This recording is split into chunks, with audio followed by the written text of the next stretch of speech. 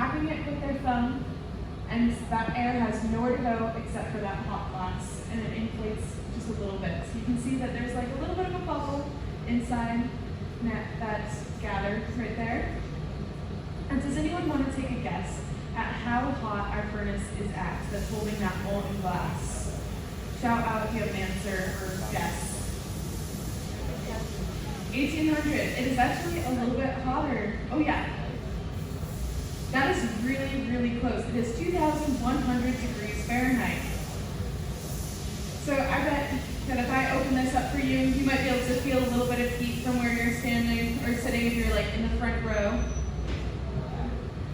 So it's pretty hot in there. So when Diego gathered that glass, it came out bright orange, just as anything sitting at 2,100 degrees Fahrenheit is going to. But that glass that he gathered is actually clear glass. And if you wanted to add color, the time would have been to add color right at that first gathering moment. We would have laid out some frit or some crushed up colored bits of glass on this table right here, and he would have gone through and rolled the hot glass into that crushed up glass and melted it on in, and he would have had a nice colored piece. But we're going to make something clear for you guys today, and I can actually play an animation for you up on the screen so you can see what's happening inside the furnace as Diego is gathering more glass. There is a ceramic bowl called a crucible that holds the glass, goes down at an angle, dips into that glass, and turns at all times, and it kind of spools on, similar to if anyone's used one of those honey sticks and how you turn in the honey and get a little gather of honey at the end. And similar to honey, it's going to fall off center if you stop turning. You know, if you gather honey and you stop turning that little stick, it starts to droop. It starts to adhere to gravity. And so Diego's going to turn with his hand at all times. And he's going to make it look really easy. They've had a good amount of glass blowing experience. He's become muscle memory at this point. But if he were to stop turning, it was just going to fall onto the floor, and we would have maybe not a so pretty piece. And now he's going to go in for reheats, because lucky for us, maybe not so lucky for the glass, we're sitting at a nice comfortable like 80 degrees Fahrenheit instead of that 2,000 degrees Fahrenheit that the glass likes to move at.